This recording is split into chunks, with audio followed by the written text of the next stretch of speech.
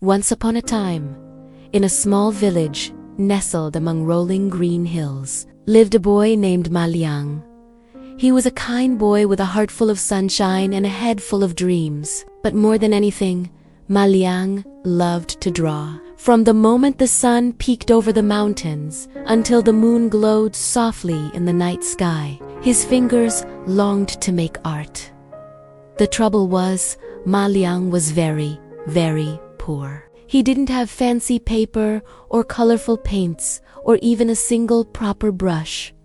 Never mind, he'd tell himself, his eyes sparkling with determination. He'd find smooth stones to draw on, or the dusty ground near his humble home. He used burnt twigs as charcoal, the juice from berries as paint, and even the tips of tall grass as makeshift brushes. And oh, how Maliang could draw! With a stick, he'd sketch a chicken so lifelike, you'd almost expect it to cluck and peck at the ground. With a piece of charcoal, he'd draw a cat so realistic, you'd swear it was about to stretch and yawn. His drawings weren't just lines and shapes, they were alive, filled with the spirit of the creatures he loved so much. One sunny afternoon, Maliang was busy drawing a beautiful crane on a large, flat rock. Its long neck curved gracefully, and its feathers looked soft enough to touch. Just then, a grand carriage rumbled past, belonging to the village's richest man, Lord Snub. Beside him sat a famous artist, Mr. Smudge, known for his expensive brushes and even more expensive paintings. Lord Snub peered out. "Look, Mr. Smudge," he sneered, pointing a plump finger at Maliang. "That raggedy boy thinks he's an artist. What a joke." Mr. Smudge chuckled, a dry, scratchy sound. "Indeed, my lord, art requires talent and, more importantly, the finest tools. What could a boy like him possibly create with a burnt stick?" They both laughed, their harsh voices echoing as their carriage rolled away, leaving Maliang feeling a little sad, but not defeated. He knew in his heart that art wasn't about money or fancy tools, but about passion. That night, as Maliang drifted off to sleep, his mind was still filled with dreams of drawing. He wished, more than anything, for a real brush. Not for fame or riches, but so he could draw even better, and perhaps, one day, help his struggling village. Suddenly, a soft glow filled his tiny room. Standing before him was an old man with a long, white beard that flowed like a waterfall, and eyes that twinkled like distant stars. This was Grandpa Sage. In his hand, he held a magnificent brush. Its handle was made of smooth, dark wood, and its bristles shimmered with a faint golden light. "Maliang," Grandpa Sage's voice was gentle, like the rustling of leaves in a breeze. "You have a pure heart and a remarkable talent. You love to draw not for yourself, but for the beauty it brings to the world. This is for you." He held out the shining brush. "It is a magic brush. Whatever you draw with it will come to life." Maliang's eyes widened. A magic brush. He reached out, his fingers trembling as he took the brush. It felt warm and alive in his hand. "But remember, dear boy," Grandpa Sage continued, his gaze serious, "this brush is a gift, not a toy. Use it only to help the poor and those in need, never for selfish gain, or its magic will fade." With a final, knowing smile, Grandpa Sage vanished as quickly as he had appeared, leaving Maliang alone with the glowing brush and a heart full of wonder. The next morning, Maliang could barely wait for the sun to rise. He looked at his neighbor, old Mrs. Chun, who often went hungry. She needed rice. Maliang carefully dipped the magic brush into a tiny puddle of water and, with steady strokes, drew a large, steaming bowl of rice on the dusty ground. As the last grain was drawn, the rice shimmered, then became real, warm and fragrant. Mrs. Chun gasped in delight and gratitude when Ma Liang brought it to her. He then drew a basket of fresh fish for the village fishermen, whose nets had been empty for days, and a sturdy wooden bucket for the well digger, whose old one had broken. Ma Liang felt a joy he had never known. The magic brush was real, and he was using it to make his village a better place, one drawing at a time.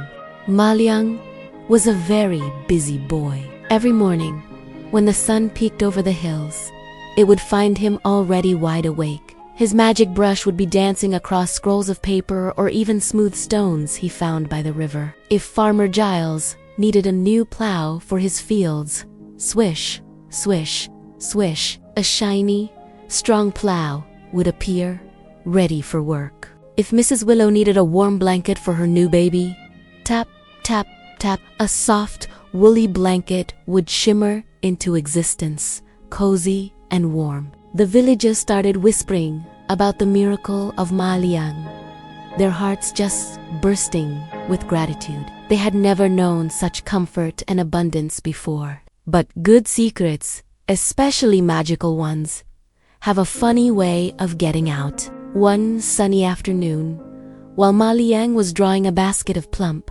juicy apples for the village elder, a nosy stable boy named Barnaby was peeking through a crack in the wall of Ma Liang's small hut. Barnaby was supposed to be fetching water, but his curiosity often got the better of him. He watched, his eyes wide with amazement, as the painted apples seemed to swell, turn a brilliant red, and then plop right into the basket, smelling sweet and real.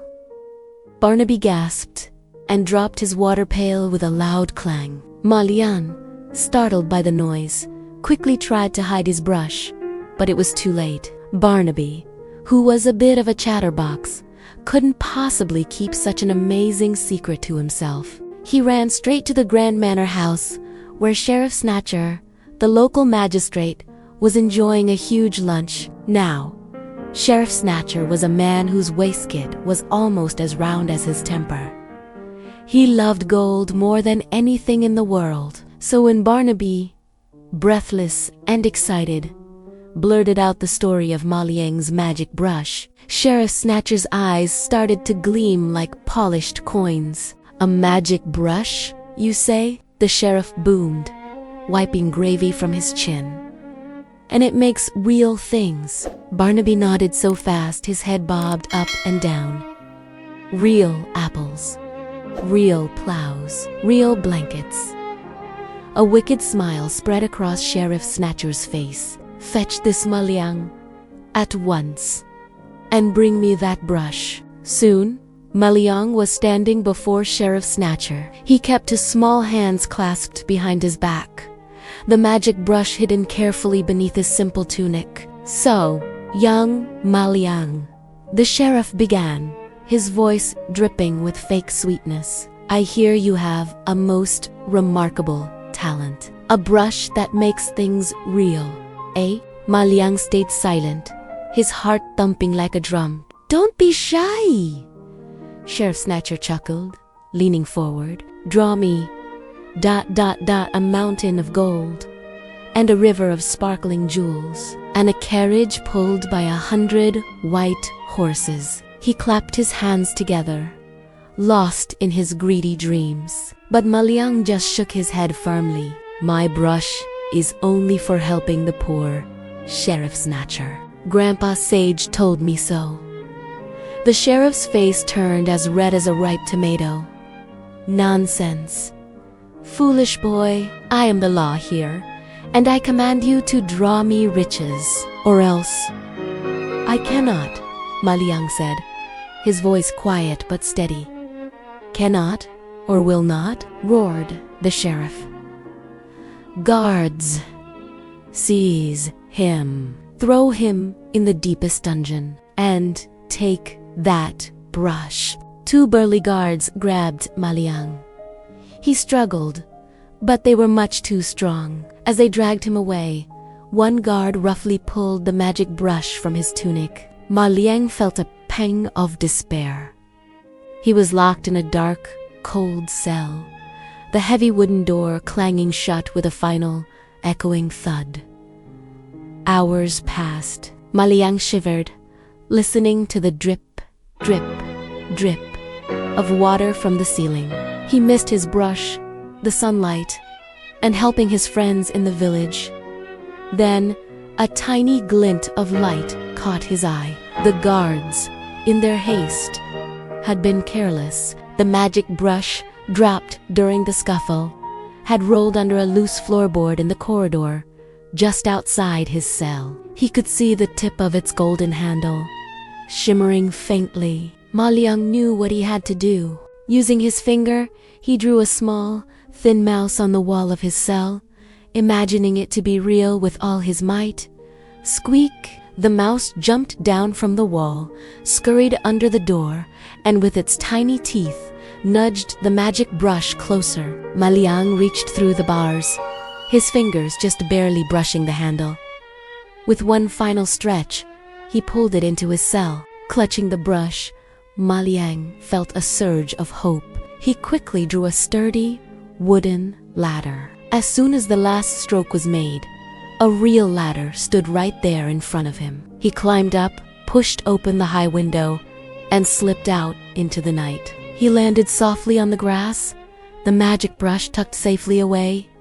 He didn't look back. Sheriff Snatcher was too dangerous. Ma Liang ran and ran through fields and forests until his village was far, far behind him. He needed to find a new, safe place where he could continue to use his brush to help those in need, just as Grandpa Sage had told him to. And he would travel until he found a place where no one knew of his magic and where Sheriff Snatcher's greedy reach could not follow. Thank you so much for watching. If you enjoyed this story, don't forget to like this video and subscribe to our channel for more amazing tales. See you next time. Ma Liang ran as fast as his legs could carry him, the cool night air nipping at his cheeks. Behind him, the lights of his old village and the menacing shadow of Sheriff Snatcher grew smaller and smaller until they vanished completely. He clutched his magic brush tightly, a tiny flicker of hope in his otherwise heavy heart. He was alone now, a young boy with a powerful secret, fleeing into the unknown. For many days and nights, Ma Liang journeyed. He ate wild berries he found in the forests, drank from clear streams, and slept curled under the wide branches of ancient trees. He missed his home, his friends, and the simple joy of helping his villagers. But he knew he couldn't go back, not with Sheriff Snatcher still looking for him. He had to find a new place, a safe place, where he could continue Grandpa Sage's important work. Finally,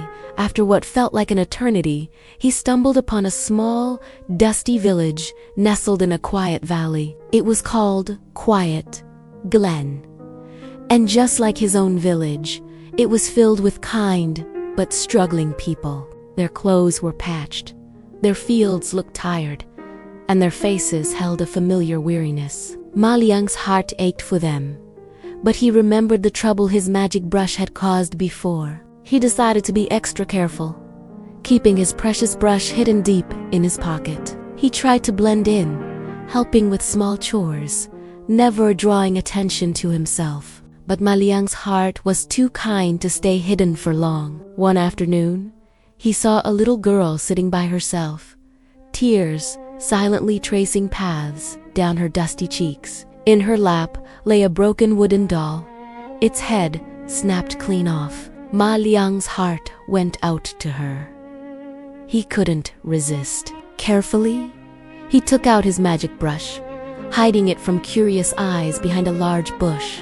With swift, gentle strokes, he drew a brand new doll, even more beautiful than the broken one. This doll had rosy cheeks, bright blue eyes, and a tiny, embroidered dress. As he finished the last stroke, the drawing shimmered, then popped out of the page, landing softly in the little girl's lap. She gasped, her tears forgotten, and a wide, joyful smile spread across her face. "A magic doll," she whispered, hugging it tight. "Thank you, thank you." Word of the mysterious drawing boy who could make things real began to spread like wildfire through Quiet Glen. At first, it was just whispers, but soon, villagers started seeking him out. A farmer whose plow had broken down asked for help, and Maliang, remembering Grandpa Sage's instructions, drew a strong, shiny new plow that immediately sprang to life. Ready to till the fields, a fisherman whose nets were torn received new, sturdy ones woven from drawn threads. Maliang felt happy again, using his gift to bring smiles and relief to the people of Quiet Glen. But as good deeds often do, news of Maliang's incredible talent traveled far beyond the peaceful valley. It reached the ears of Emperor Greedy, who lived in a magnificent, gold-plated palace many days' journey away. Emperor Greedy was a man who already had everything: mountains of gold, vaults overflowing with jewels, and more silk robes than he could ever wear. Yet, his heart was a bottomless pit of desire, always wanting more, more, more. When he heard about a boy who could draw anything into existence, his eyes gleamed with a terrible, greedy light. "A magic brush," he boomed, his voice echoing through his grand halls. "Imagine the treasures I could possess." Without a moment's hesitation, Emperor Greedy dispatched his stern-faced royal guards to Quiet. They rode with thunderous hooves, their armor glinting in the sun, until they found Maliang, busy drawing a new well for the thirsty villagers. The guards surrounded him, their faces grim, and before Maliang could even utter a word, they seized him and his magic brush, dragging him away towards the emperor's distant, glittering palace. A familiar chill of fear, even colder than the night he fled Sheriff Snatcher, crept into Maliang's heart. Maliang stood before Emperor Greedy, his heart thumping like a drum.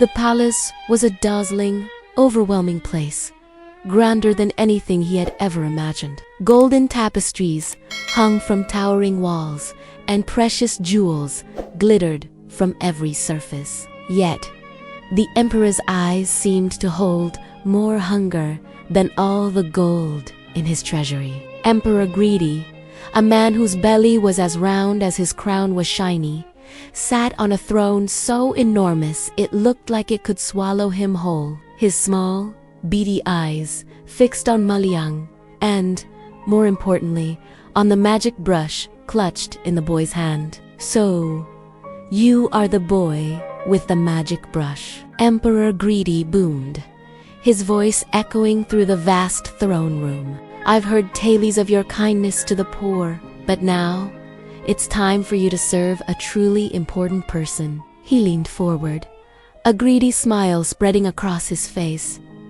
"Draw me gold, mountains of shimmering gold, enough to fill every room in this palace." Maliang remembered Grandpa Sage's gentle voice, urging him to use the brush only to help the needy. He gripped the brush tighter.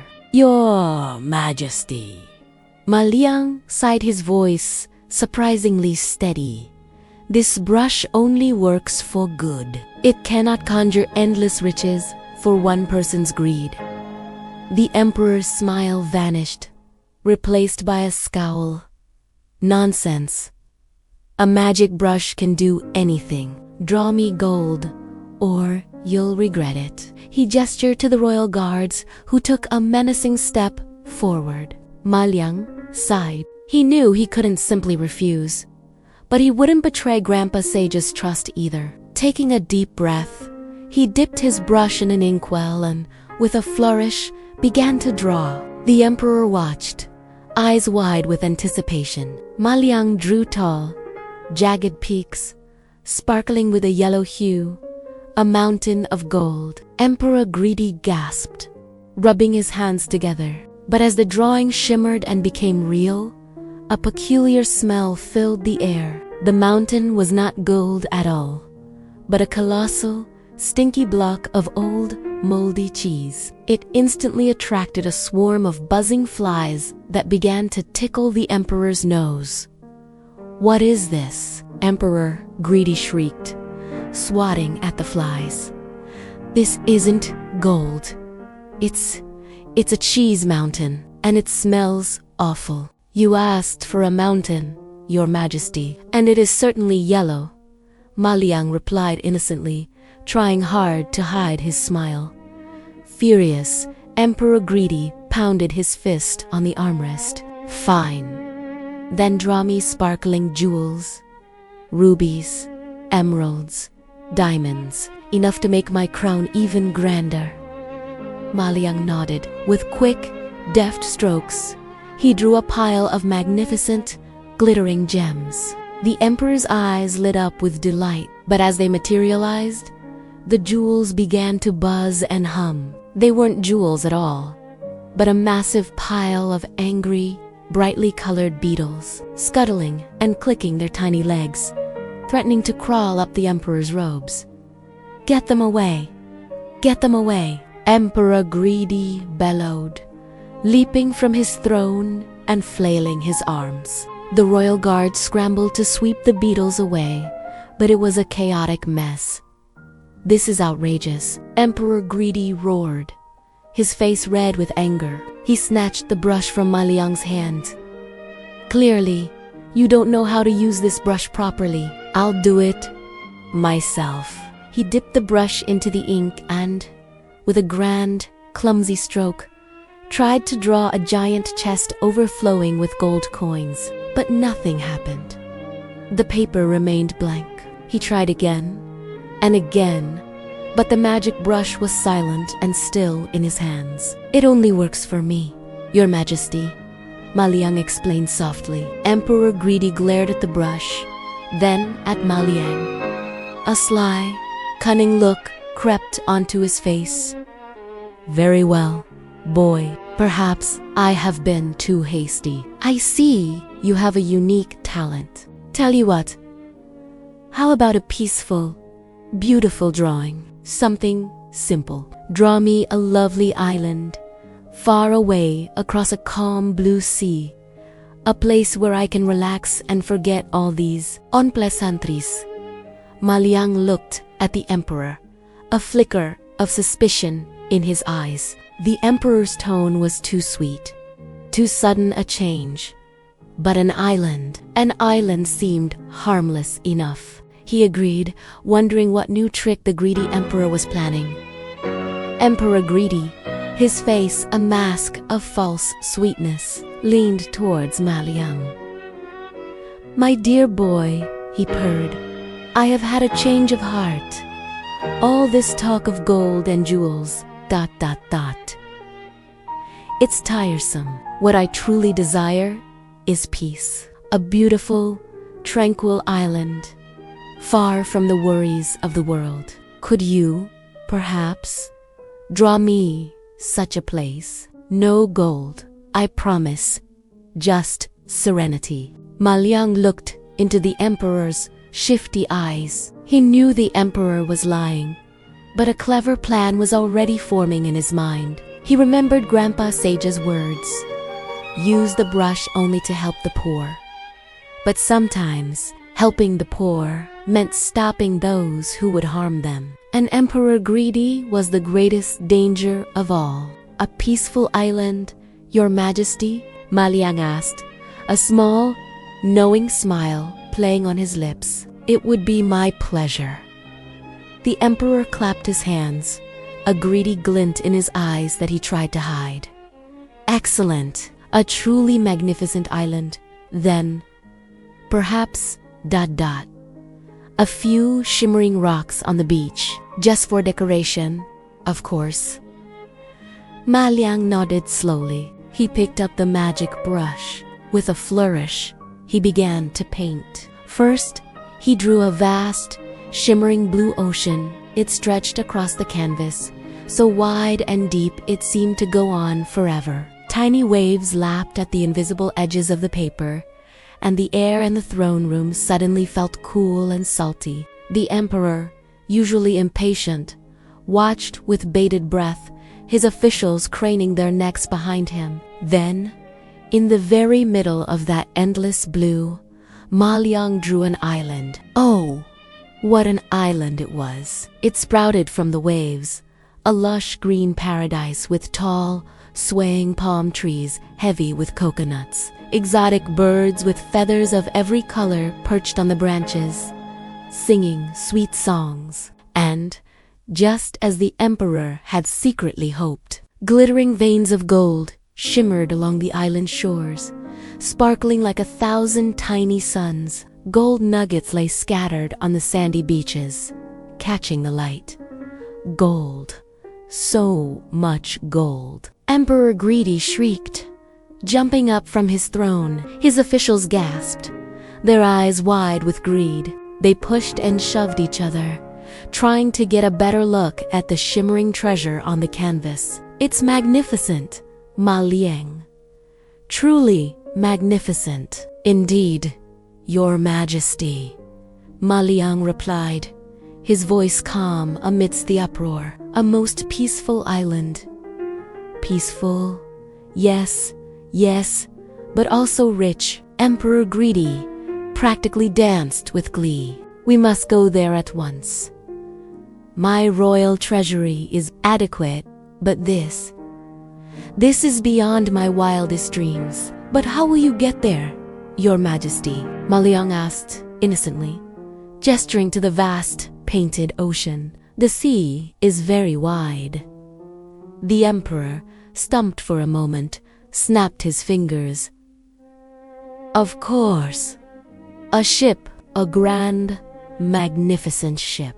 Draw me a ship, Ma Liang. The grandest ship ever built, large enough for me and all my loyal officials to sail to our new golden paradise."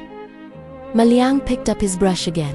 With steady strokes, he began to draw. A ship emerged on the painted sea. Not just any ship, but a truly enormous vessel. It had 3 towering masts with sails of pure silk billowing in a gentle breeze. Its wooden hull gleamed, and its decks were wide and spacious, perfect for carrying a large crew and, more importantly, a vast amount of gold. It looked so real that the smell of fresh timber seemed to fill the room. Perfect. Absolutely perfect. Emperor Greedy roared. He didn't even wait for the paint to dry. "To the Golden Island. Everyone, prepare for departure." Within moments, the emperor, along with every single one of his greedy officials, rushed onto the painted ship.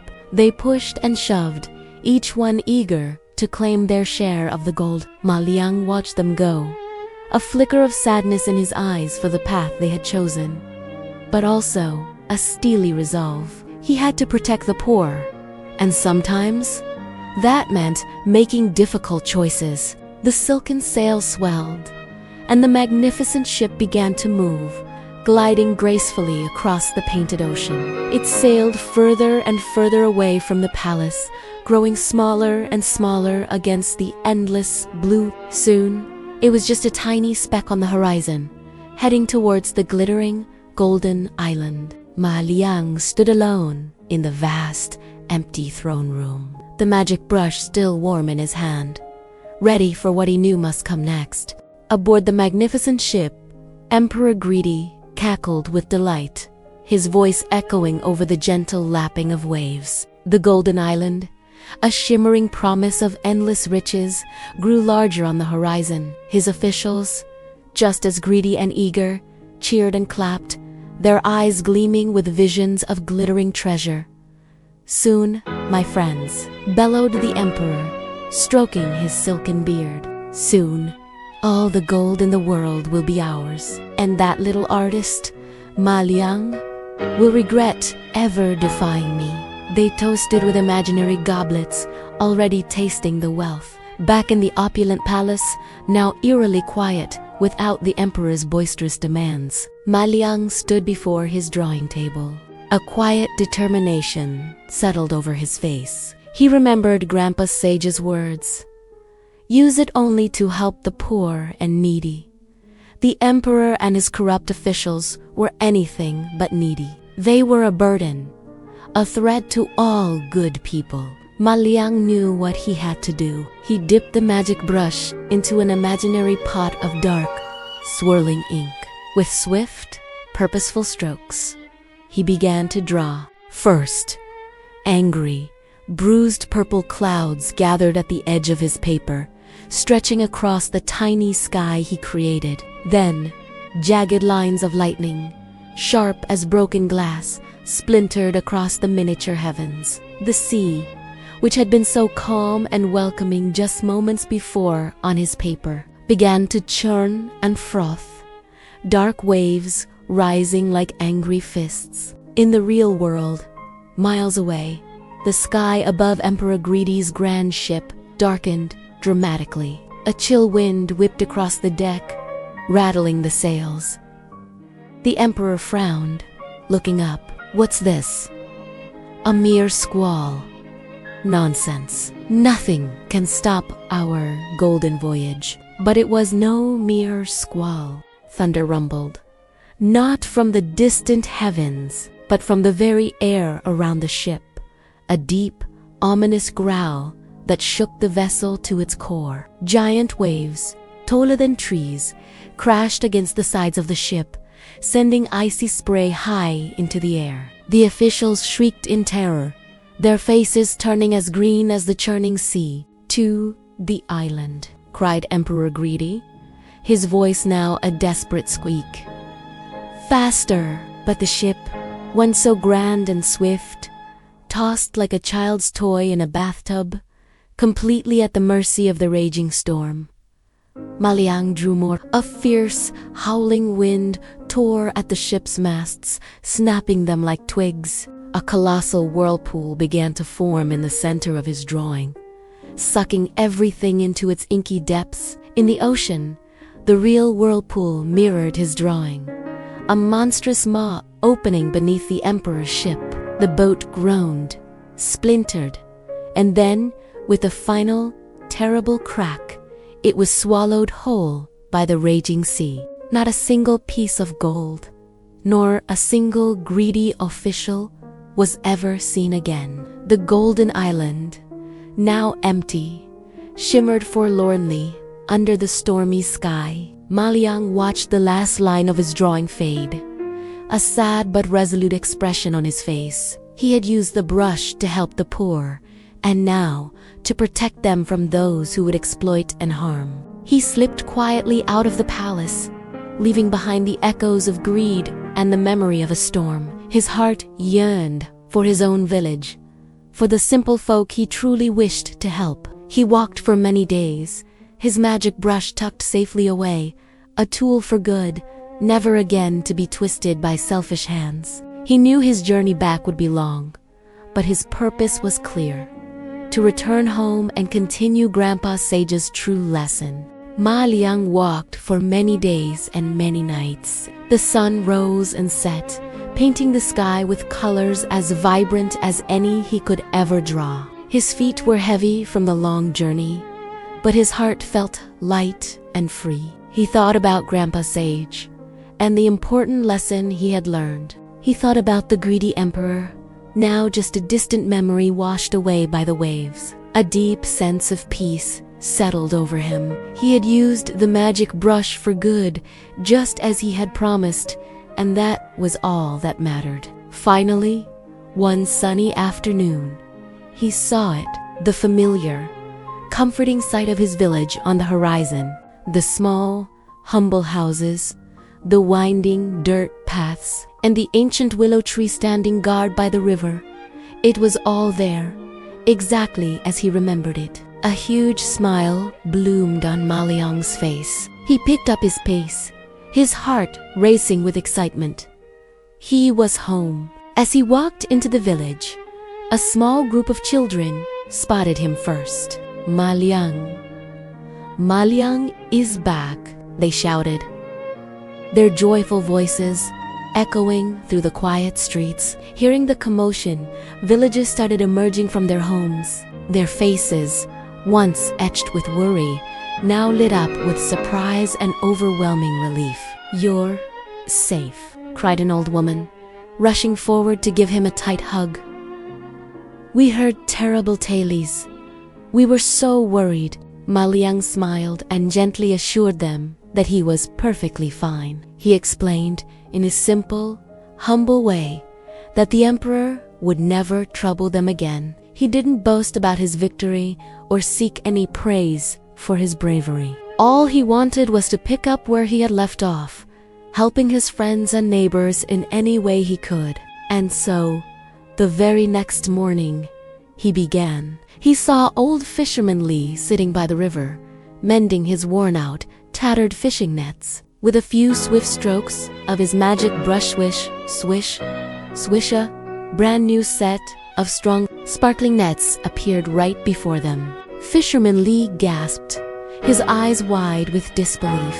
That day, he caught more fish than he had in months, enough to share with the entire village. Next, Malayang noticed the thirsty fields. The summer sun had been unforgiving, and the stream that usually watered their crops was running dangerously low. Without a moment's hesitation, he took out his brush. Swish, swish, swish. He drew a deep, clear well right in the middle of the village square. Cool, refreshing water bubbled up from its depths. The villagers cheered, grabbing their buckets and joyfully carrying the life-giving water to their parched crops. He didn't stop there. He drew sturdy new tools for the farmers to make their work easier. He drew warm clothes for the children to protect them from the winter chill. He even drew a beautiful, strong bridge over the tricky river crossing that always flooded during the rainy season. Each stroke of his magic brush brought more than just an object. It brought a ripple of happiness, a wave of relief, and a new strength to their community's spirit. Maliang never once drew gold or jewels for himself. He lived a simple life, just as he always had. He remembered Grandpa Sage's words perfectly. The magic brush was a gift for the poor and the needy. His hands, which were once used to draw his dreams on the dusty ground, now had the incredible power to bring those dreams to life for everyone around him. Years passed. Maliang grew older, his hair turning gray, but his heart remained as young and kind as ever. And his magic brush never stopped working its wonders. The village flourished, becoming a shining example of kindness and prosperity, a place where everyone looked out for one another. It was all thanks to a boy who loved to draw and a wise old man who trusted him with a very special gift. And so, Maliang continued to draw, not for fame or for fortune, but for the simple, profound joy of helping others, making the world a brighter, happier place one brushstroke at a time.